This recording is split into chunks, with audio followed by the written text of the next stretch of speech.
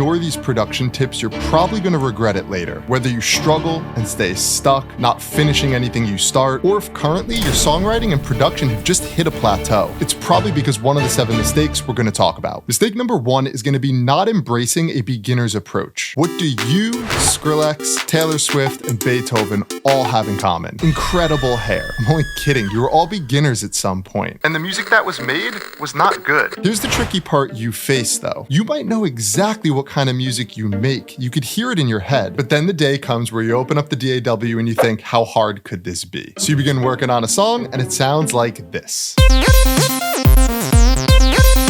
Look, you just won't be able to produce great music on your computer if you don't first understand your software. Because your DAW is the instrument. It's your piano. It's your guitar. Take the time to learn the basic features, shortcuts, hotkeys, functionalities before you start trying to make music. Trust me here, focusing on this first is going to save you countless hours of frustration down the road. Embrace the beginner's mindset. Learn how to walk before you try and run. Unless, of course, you do want to produce music that sounds like a broken kazoo.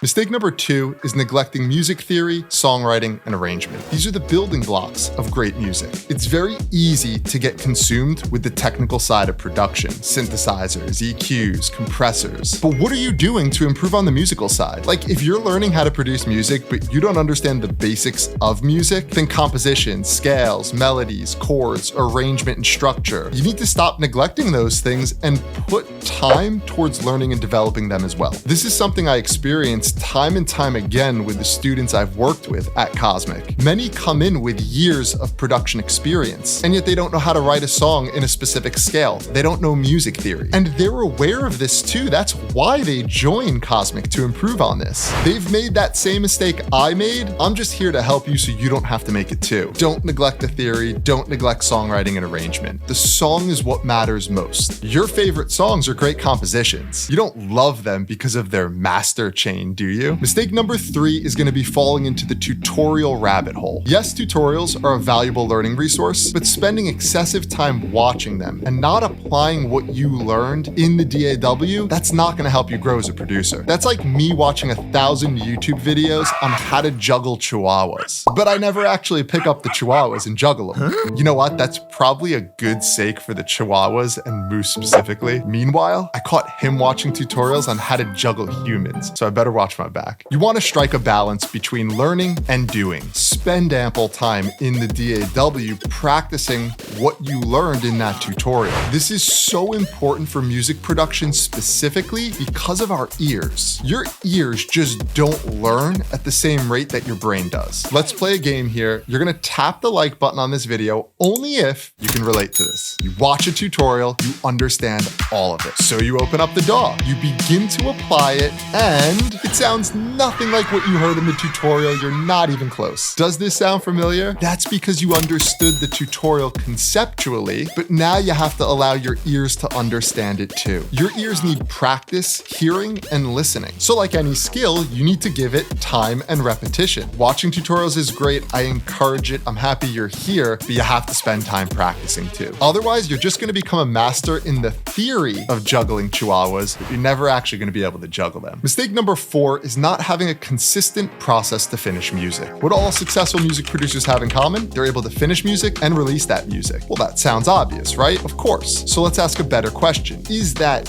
easy to finish and release music? No way. The reason we stress finishing is because it allows you to practice everything that goes into making a song. Writing, arrangement, production, mixing, mastering. Getting stuck in 8-bar loops only allows you to practice a handful of things and really not improve at finishing music. This doesn't translate to you being a better overall producer. Here are a few things though that will help you break through and be able to consistently finish. First up, throw away expectations. If you currently struggle to finish music, you have to be okay first finishing dog shit songs, because you're never going to consistently finish great music if you can't first consistently finish terrible music. The second tip to help here is going to be set deadlines. Finished will be better than good because we're trying to build consistency here, not quality yet. And finishing music is a skill and habit. So the only way to develop a skill and habit is through practice and repetition. You get better at finishing, by finishing. The third tip here is going to be sitting down with goals for every session. Just write down what you need to get done in this session and then focus on tasks that will lead you to finishing and completing the track. Let's move on to mistake number 5, and this is going to be having unrealistic expectations. Becoming a skilled music producer takes time and dedication. This shit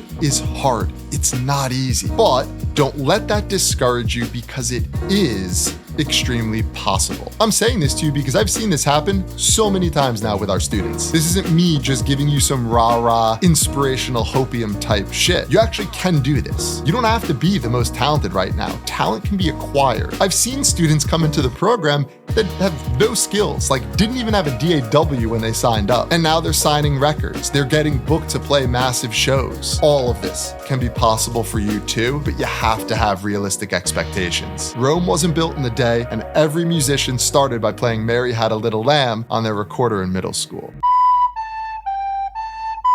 On to mistake number 6, and this is trying to imitate someone else. It's great to draw inspiration from others, but don't lose your own voice and creativity in this process. The world doesn't need another copycat, they need you. There's actually something you have that no one else in this world has. Do you know what it is? It's your taste, your unique sound and style. The things you like in music truly are unique to you. So be true to yourself and make the music that resonates with you. You making music that sounds exactly like some other big artist, that's not going to help you in any way. The audience is going to choose to listen to the big artist who's been making that music over you every single time because they're already established in that sound. You're just copying them. So the goal here should be to embrace your own taste and find your own sound. Mistake number 7 is getting into music solely for the money. If you're in need of a quick dollar, this is not the industry for you. The term starving artist is for real. While it's still okay to have those big goals of being a touring, famous artist, it's also important to have a genuine passion for creating the music. It's going to be very difficult to put forth the effort and hours required to be successful if you don't actually love doing this. When I personally look back at my 15 years involved with music here, what do you think comes to my mind first? Oh, it's definitely those nice paychecks I got for the gigs or the checks I got for doing official remixes, right? Never.